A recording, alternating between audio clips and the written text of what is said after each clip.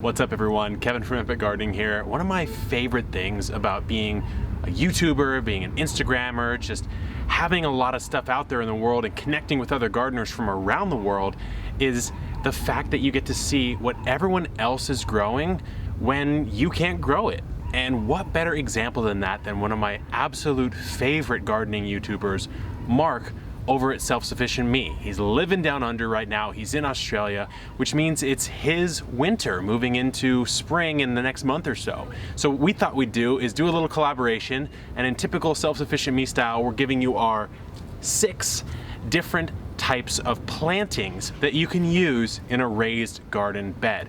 So we're gonna kick it off with me, but then we're gonna go back and forth between Mark and myself, just sharing some of the different things we're growing and some tips for each of those plants. We're in winter here now, so it's quite cold, and it's too cold for corn, but not in the USA. So let's throw first to Kevin, where he's gonna talk about some Silver Queen that he's growing. Thanks, Mark. I figured why not kick it off with a classic summer bed of corn, eggplants, and onions. So this corn here is Silver Queen. I've planted in blocks, 3 rows, 4 corn per block, because corn is a wind pollinated plant. You can see it's already starting to produce some tassels here. Once those ears really coordinate with the tassels, then I may even go ahead and do a little bit of hand pollination. And it's just so easy, being 6'4" or 195 centimeters. It is really easy for me to stand and work in a bed.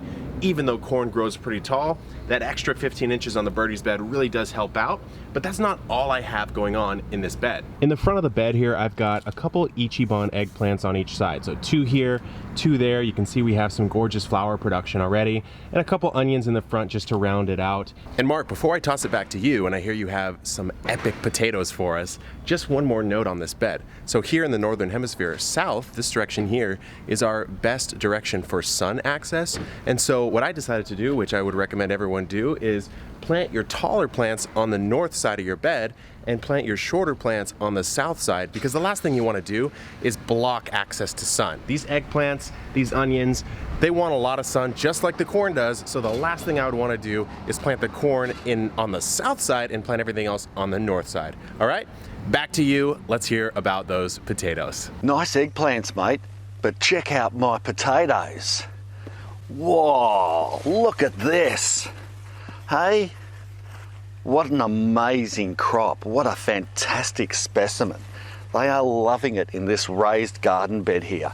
And this is one of the best and easiest ways to grow potatoes, I guarantee it. What I love about these raised beds is that they're so easy to manage. All I've done here is left this garden bed sink down a little, and then when I've prepared the bed, I haven't filled it up totally. I've planted the seed potatoes down probably a good maybe 10 inches, and then I've covered it over and I've left plenty of space in the top of this round raised garden bed for me to be able to backfill as the potatoes are growing. And check out the progress. This is going to be one bumper crop.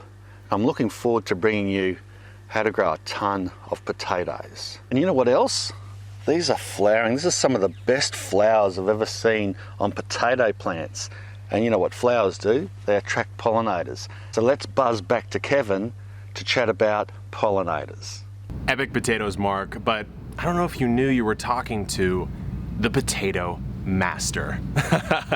All jokes aside, I've got a little pollinator bed going on here in kind of my back section of my front yard garden. This used to be a bean and peas bed, and I quickly switched it out to get a little bit more friendliness for my hoverflies, my bees, all of my beneficial insects and pollinators.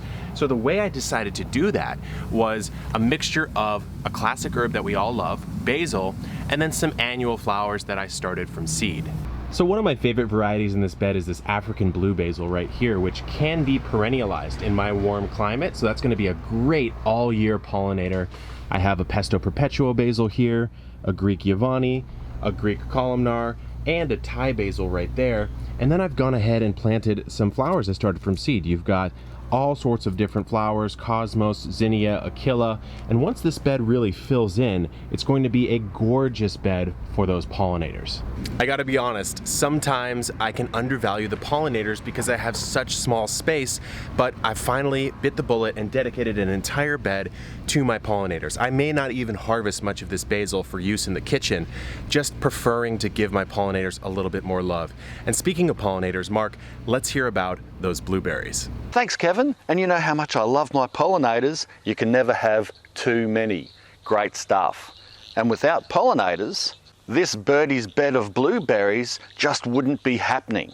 We're still a good month away from spring yet, but these blueberries are already starting to flower and form fruit, which means they're very happy here in this round raised garden bed from birdies. And you know what? The key reason is that I planted them in here, not just for easy management and grouped them together so they can cross-pollinate because these are different types of blueberries, but one of the main reasons is blueberries like a very acidic type soil, different to a lot of other fruit and veg.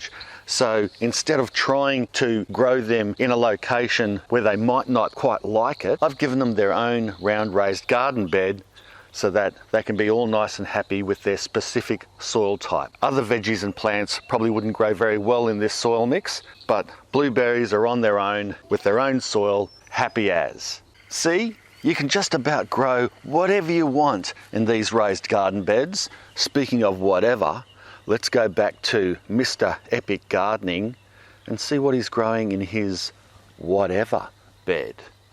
Couldn't agree with you more, Mark. Blueberries are a wonderful container plant. I don't have mine in a birdie's bed, but they're doing quite well in this acidic soil mix in these large terracotta pot containers. But that's not what we're talking about. We're talking about my whatever bed. So this is the whatever bed, and this is a bed that I didn't even know I would be able to fit in this space. So first of all, let's take a look at the dimensions of the bed, and then we'll crack into what this plant is and what I've got growing down below. First thing you might notice about this bed in comparison to the corn bed we saw earlier is that it's a different shape. So this is 0.6 by 1.8 meters, or around 2 by 6 feet for those of you over here using the imperial system. And you might be saying, well, this bed is clearly different than this bed. It's actually not. Well, all I did is I took the panel out of the side here and added it to the side here. So we just created a different dimension, and it's really the only way I could have slotted a bed into this very thin patch of my garden. First thing you'll notice is I've got some rosemary and thyme on this edge of the bed with some beautiful herbs, and then I have some pineapple sage as well as oregano down here. So both edges of the bed are a little bit herby, and I will say pineapple sage is a beautiful variety both for prolificness. It grows like crazy. This is actually coming somewhat near the end of its useful life. It's also a great pollinator plant. So in the middle of the bed I actually have a bit of a strawberry patch going. So these are some ever-bearing strawberries that have been producing throughout the spring and summer. They've slowed down a little bit, but they will start picking up again. And then I have a really random and whatever plant in here, which would be longevity spinach, which is not a true spinach variety, but it's a great heat tolerant green here in the summer here in San Diego, which it's hard sometimes to grow greens. But the pièce de résistance, Mark, is the loofah gourd.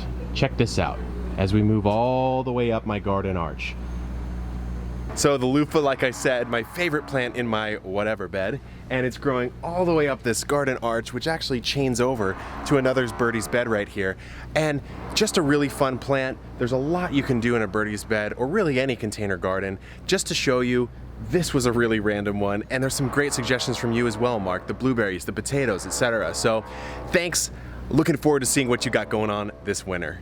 Well, there you have it. Those are 6 different types of plantings that you can put in the exact same type of raised bed. You can go low pH and do some blueberries or things like that. You can do whatever, or you can hang out and do some corn, like this gorgeous corn that I have going on right here. And one more thing, Mark and I have kind of formed a little online friendship, a bromance if you will, and we're collaborating. I've brought the Birdies brand to the United States. For years, these beds have not been available in the United States, and not only have I brought this model, which is the 15-inch tall model, I've brought a double tall, the 30-inch tall 6-in-1 bed. And it's called 6-in-1 because, like you saw in my whatever bed right here, that's just one of the 6 different ways you can configure these panels. So one bed can be customized to 6 different dimensions. So for people who are fans of Mark over at Self Sufficient Me or me here at Epic Gardening, I'm actually offering 5% off your whole order if you use the code SSME 2019. So if you're interested in these beds, which have been selling out like crazy, I've actually ordered even more, then go ahead and use that code.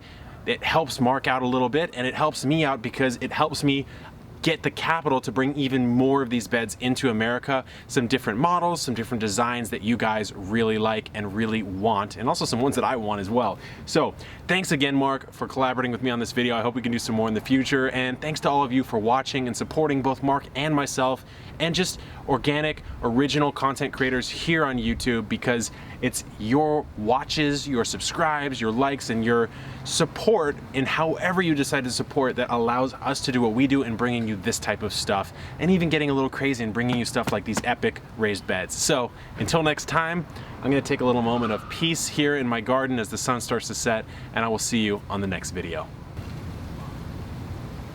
Don't be jealous.